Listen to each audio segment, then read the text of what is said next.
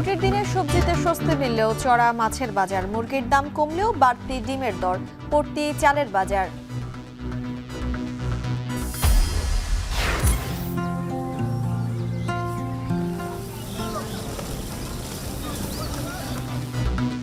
রাজশাহীতে বছরে 50,000 কোটি টাকার স্বাদু পানির মাছ বিক্রি, রপ্তানিতে সহায়তা চান ব্যবসায়ীরা। পুষ্কনি বেশি হয়ে গেছে হওয়াতে মাছের আমদানি হয়, দামও কম নয়। সরকারের যে এজেন্সি আছে, মৎস্য ডিপার্টমেন্ট আছে, সেই ডিপার্টমেন্টটাকে তো কাজ করতে হবে।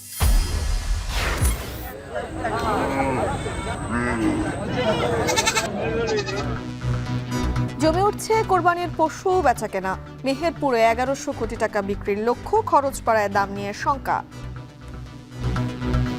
টোটাল 17টি বিক্রি উপযোগী গরু আছে সামনে কোরবানির জন্য। বিক্রি করে আশা করছি যে 5 লক্ষ টাকা হবে।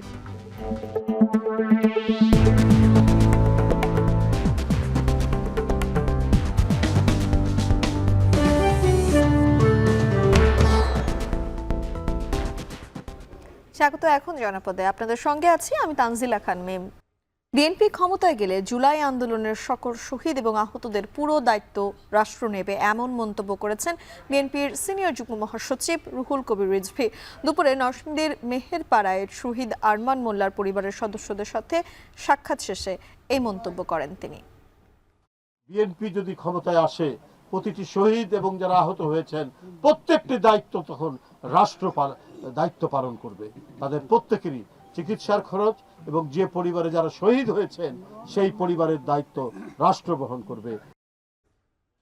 জুলাইয়ের গাদ্দারদের ছাত্র সমাজের কাছে পরিচয় করিয়ে দেওয়ার পাশাপাশি নির্দিষ্ট সময়ের মধ্যে জুলাই ঘোষণাপত্র প্রকাশ না করলে আবারও মাঠে নামার হুঁশিয়ারি দিয়েছে জুলাই ঐক্য চট্টগ্রামের নেতারা। জুমার নামাজের পর জুলাই ঐক্য বিনষ্টের ষড়যন্ত্র এবং ভারতীয় আধিপত্যবাদের বিরুদ্ধে বিক্ষোভ মিছিল পরবর্তী সমাবেশে এই হুঁশিয়ারি দেন তারা।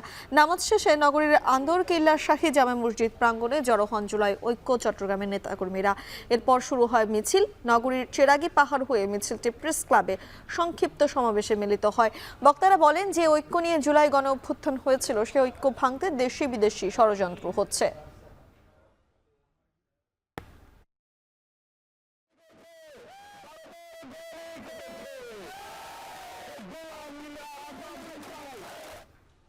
চট্টগ্রামে জুলাই আন্দোলনে মাথায় গুলিবিদ্ধ মোহাম্মদ হাসান থাইল্যান্ডে চিকিৎসাধীন অবস্থায় মারা গেছেন। বিষয়টি নিশ্চিত করেছেন বৈষম্য বিরোধী ছাত্র আন্দোলনের কেন্দ্রীয় মুখপাত্র উমামা ফাতেমা। বৃহস্পতিবার রাত 11টার দিকে চিকিৎসাধীন অবস্থায় তার মৃত্যু হয়। জুলাই আন্দোলনে মাথায় গুলিবিদ্ধ হওয়ার পর দীর্ঘদিন চট্টগ্রাম মেডিকেল ও সিএমএইচে চিকিৎসাধীন অবস্থায় ছিলেন তিনি। পরে তাকে উন্নত চিকিৎসার জন্য পাঠানো হয় থাইল্যান্ডে। সেখানে 10 এপ্রিল পর্যন্ত ছিলেন লাইফ সাপোর্টে। পরে অবস্থার অবনতি হওয়ায় 25 এপ্রিল তাকে আবারও লাইফ সাপোর্টে নেওয়া হয়। 5 আগস্ট চট্টগ্রামের টাইগার পাসে আন্দোলনের সময় মাথায় গুলিবিদ্ধ হন হাসান। নারী সংস্কার কমিশনের প্রতিবেদন বাতিল ও নেতাকর্মীদের বিরুদ্ধে মিথ্যা মামলা প্রত্যাহারের দাবিতে চট্টগ্রামে বিক্ষোভ সমাবেশ করেছে হেফাজতে ইসলাম। জুমার নামাজের পর নগরের আন্দরকিল্লা শাহী জামে মসজিদ প্রাঙ্গণে বিক্ষোভ করেন দলের নেতাকর্মীরা।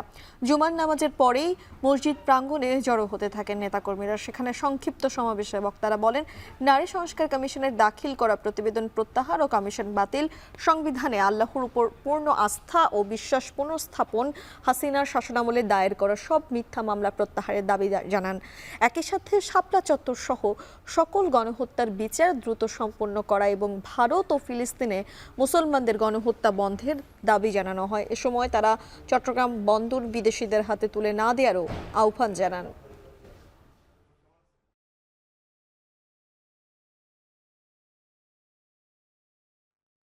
গাজীপুরের কালিয়াকৈরে বকেয়া বেতনের দাবিতে ঢাকা টাঙ্গাইল মহাসড়ক অবরোধ করে বিক্ষোভ করেছে মাহমুদ জিন্স লিমিটেড কারখানার শ্রমিকরা।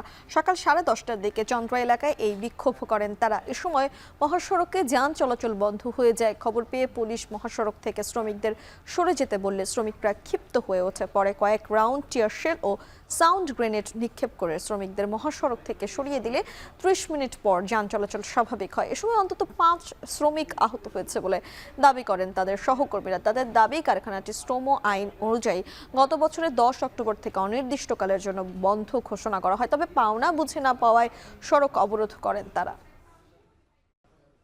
রাজধানীর নিত্যপণ্যের বাজারে দামের ওঠানামা থাকলেও গেল এক সপ্তাহে কোনো পণ্যের দামই তেমন বাড়েনি।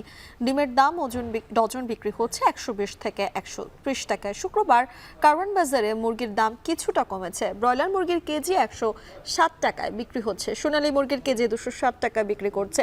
আর সবজির বাজারে প্রভাব ফেলেছে কয়েকদিনের টানা বৃষ্টি। আলু, পেঁয়াজ, মরিচের কেজি বিক্রি হচ্ছে 50 টাকা করে।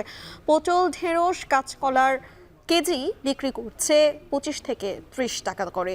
মাছের দাম অপরিবর্তিত। ডিমের চাহিদা অনুযায়ী উৎপাদন হচ্ছে না বলে ডিমের দাম কমছে না বলে দাবি ব্যবসায়ীর।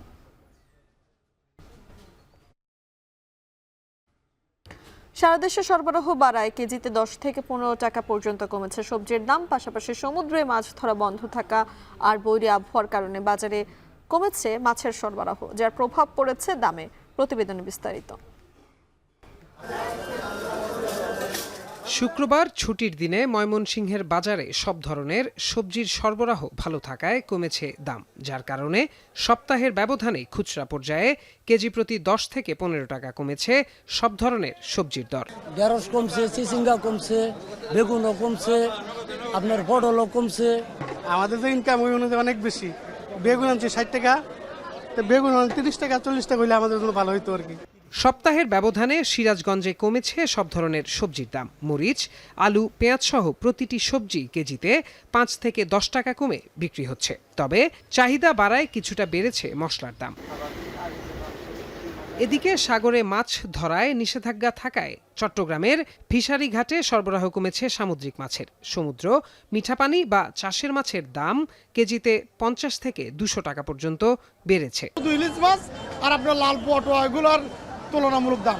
মিঠা পানির দামটা একটু বেশি, যেহেতু সামুদ্রিক মাছের কম। চাঁদপুর বড় স্টেশন মাছঘাটে সরবরাহ কমেছে ইলিশের। গেল সপ্তাহের তুলনায় কেজিতে 50 থেকে 100 টাকা পর্যন্ত বেড়েছে মাছের দাম। 1 কেজি ওজনের ইলিশ বিক্রি হচ্ছে 2600 থেকে 2700 টাকায়।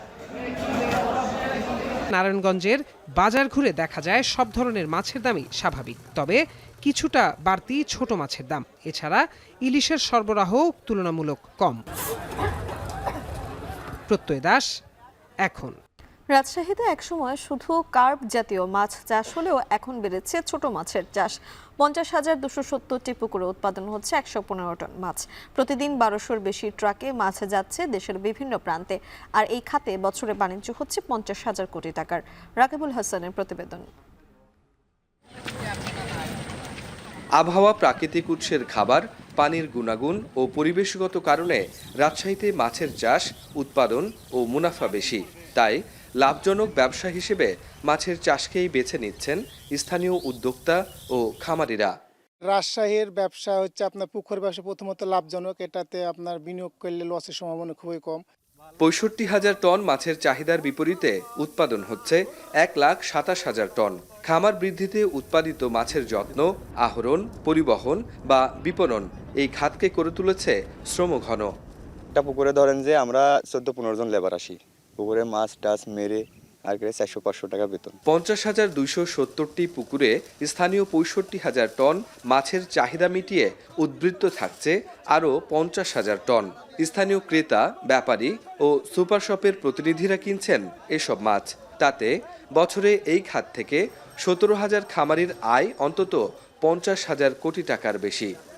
রাজশাহীর মাছের চাহিদার জন্যই এই মাছটা এখানে সবচেয়ে বেশি আমদানি হয় এবং এখান থেকে সব জায়গায় চলে যায়।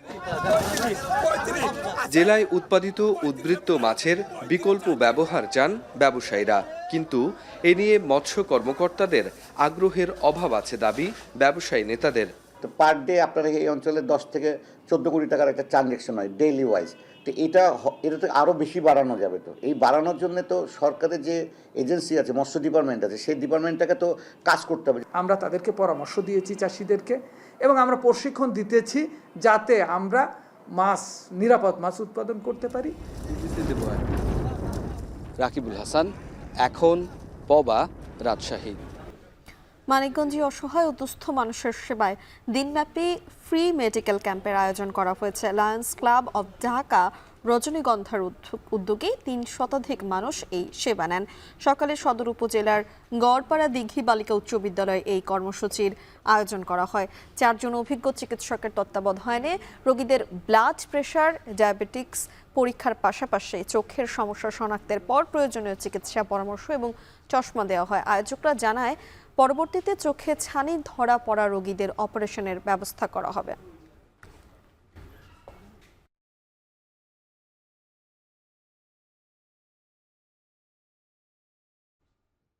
টাঙ্গাইলের আলাদা সড়ক দুর্ঘটনায় শিশুসহ 3 জন নিহত হয়েছেন।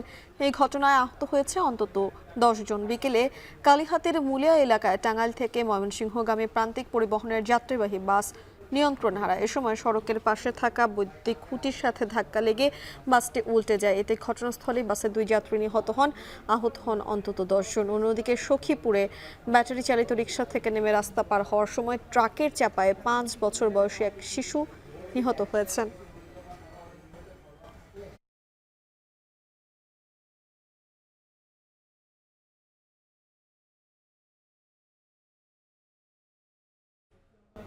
চাঁপাইনবাবগঞ্জে অনুষ্ঠিত হয়েছে আম রপ্তানি বিষয়ক কর্মশালা।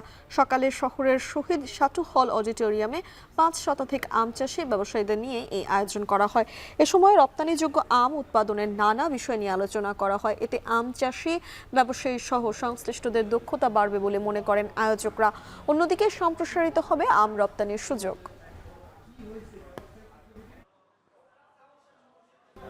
কোরবানির ঈদ সামনে রেখে মেহেরপুরে 1100 কোটি টাকার পশু বিক্রির লক্ষ্য খামারিদের। প্রস্তুতি চলছে শখের পশু বিক্রি করার। উৎপাদন খরচ বেড়ে যাওয়ায় খরচ মিটিয়ে লাভ নিয়ে শঙ্কায় রয়েছেন তারা। তবে বাজার ভালো পেলে লাভবান হওয়ার আশা খামারিদের। মুজাহিদ আল মুন্নার প্রতিবেদন। মেহেরপুরের সদর উপজেলার রাজাপুরের হাসান আলী একজন সফল খামারি। এবছর 4টি মহিষ বিক্রি করেছেন 11 লাখ টাকায়। টোটাল 17টি বিক্রি উপযোগী গরু আছে সামনে কোরবানির জন্য। যে গরুগুলোর বিক্রয় ক্রয় মূল্য হচ্ছে 1,50,000 থেকে শুরু করে 2,50,000 পর্যন্ত। জেলায় এমন খামার গড়ে উঠেছে 5 শতাধিক। এছাড়াও পারিবারিক খামারের সংখ্যা 22,000। কোরবানির ঈদ সামনে রেখে গরু, ছাগল, মহিষ ও ভেড়াসহ 1.5 লাখের বেশি পশু প্রস্তুত করা হয়েছে। গরু 2 লক্ষ টাকায় কিনেছিলাম। এই বছর যদি আমি বিক্রি করি, আশা করছি যে 5 লক্ষ টাকা হবে। পশু উৎপাদন বাড়াতে আরও বেশি কাজ করার কথা জানালেন জেলা প্রাণী সম্পদ বিভাগের এই কর্মকর্তা। মেহেরপুর জেলার চাহিদা 90,000 প্রাণীর চাহিদা। বাড়তি গরু আমরা দেশের বিভিন্ন প্রান্তে ঢাকা, চিটাগাং, নোয়াখালী, কুমিল্লা, সিলেট ইত্যাদি জায়গায় পাঠাবো। এবারের ঈদে ঘুরে দাঁড়ানোর প্রত্যাশা খামারিদের। এখন মেহেরপুর। সারা দেশে লিচুর গ্রাম হিসেবে পরিচিতি পেয়েছে সুনামগঞ্জের মানিকপুর। বাণিজ্যিকভাবে গ্রামের ছোট বড় টিলায় গড়ে উঠেছে লিচুর বাগান। চলতি বছর বোম্বাই, চায়না ফ্রি ও দেশি জাতের লিচুর ফলন ভালো হওয়ায় খুশি চাষিরা। তবে লিচুর সহজ বাজারজাতকরণে যোগাযোগ ব্যবস্থার উন্নতি করার দাবি স্থানীয়দের। লিপসন আহমেদের প্রতিবেদন। সুনামগঞ্জ থেকে 45 কিলোমিটার দূরে ছাতক উপজেলার মানিকপুর গ্রাম। গ্রামের প্রতিটি গাছের ডালে থোকায় থোকায় ঝুলছে লিচু। জেলার লিচু চাষি আব্দুল হামিদ ভাগ্য ফেরাতে যিনি সামান্য পুঁজি দিয়েই শুরু করেন লিচুর চাষ। প্রায় 30টা গাছ লাগিয়েছি। প্রতি বছর 1 লাখ 1.5 লাখ টাকা, 80-90 হাজার টাকা এরকম। এই বছর কিছু ওই যে ঘূর্ণিঝড়ের কারণে ফলনটা একটু নষ্ট হয়েছে। লিচুর আবাদ যেন বদলে দিয়েছে গ্রামের মানুষের অর্থনৈতিক অবস্থা। তবে যোগাযোগ ব্যবস্থা ভালো না থাকায় সঠিক সময়ে লিচু বাজারজাত করতে পারছেন না চাষিরা। দূর দূরান্ত থেকে ব্যবসায়ীরা লাইতে পারে না, রাস্তাঘাটের সুবিধা নাই, গাড়ি ঘোড়াতে নিতে পারে না। একটা লিচু পার পিস এখান থেকে কিনতে হয় 2 টাকা 60 পয়সা করে। যদি যাতায়াত ব্যবস্থা ভালো হয়, দূর দূরান্তে লোক আসবে। লিচুর ফলন বাড়াতে মাঠ পর্যায়ে কৃষকদের বিভিন্ন পরামর্শ দেওয়া হচ্ছে বলে জানান কৃষি কর্মকর্তা। আমরা কৃষি সম্প্রসারণ অধিদপ্তরের পক্ষ থেকে লিচু চাষিদেরকে মূলত সার ব্যবস্থাপনা এবং মালচিং এবং বালাইনাশক প্রয়োগের উপর পরামর্শ দেই। মানিকপুর গ্রামের 6,000 লিচু গাছ থেকে অন্তত কোটি টাকার লিচু বিক্রি হবে বলে প্রত্যাশা করছেন চাষিরা। এখন সুনামগঞ্জ। শেষ করছি এখন জনপদ। এখন টেলিভিশনের ওয়েবসাইটে দেখতে ভিজিট করুন এখন.tv, ফেসবুকে দেখুন facebook.com/tv.এখন। এছাড়া ইউটিউবে এখন টেলিভিশনে প্রচারিত হওয়া যে কোনো কন্টেন্ট এবং লাইভ দেখতে হলে ভিজিট করুন youtube.com/c/এখন tv।